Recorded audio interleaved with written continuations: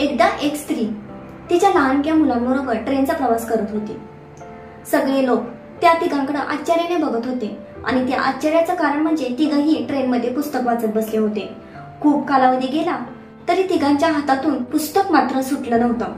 आता एका स्त्रीने न राहून त्या मुलांच्या आईला विचारलंच की आजच्या काळामध्ये मुलांना टीव्ही, मोबाईल, गेम्स याच्याशिवाय काही सुचतच नाही, पण तुमची मुलं मी मागासपासून पाहते पुस्तक काही त्यांनी हातातून ठेवलं नाही किंवा मोबाईल साठी पण त्यांनी हट्ट केला नाही, तर तुम्ही तुमच्या मुलांना कसं घडवलं आहे की त्यामुळे तुमची मुलं आज पुस्तक वाचतायत?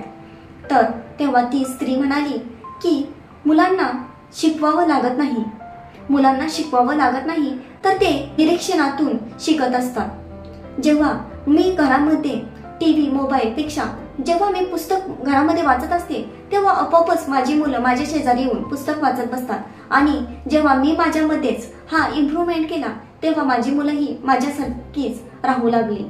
त्या स्त्रीला तेव्हा समजलं की मुलं हे आपण शिकवण्यापेक्षा जास्त निरीक्षणामध्ये शिकत असतात, त्यामुळे तुम्हाला तुमच्या मुलांना कसं घडवायचं आहे तर त्यासाठी आधी स्वतःमध्ये तुम्हाला इम्प्रूव्हमेंट करावी लागेल आणि तुमचं पाहूनच तुमची मुले कशी शिकणार आहे हेच मला या व्हिडिओतून सांगायचं आहे। तर व्हिडिओ कसा वाटला नक्कीच सांगा, आवडल्यास लाईक करा, शेअर करा, सबस्क्राईब करा आणि अशाच नवनवीन व्हिडिओ बरोबर पुन्हा भेटत राहील। जय हिंद, जय महाराष्ट्र, धन्यवाद।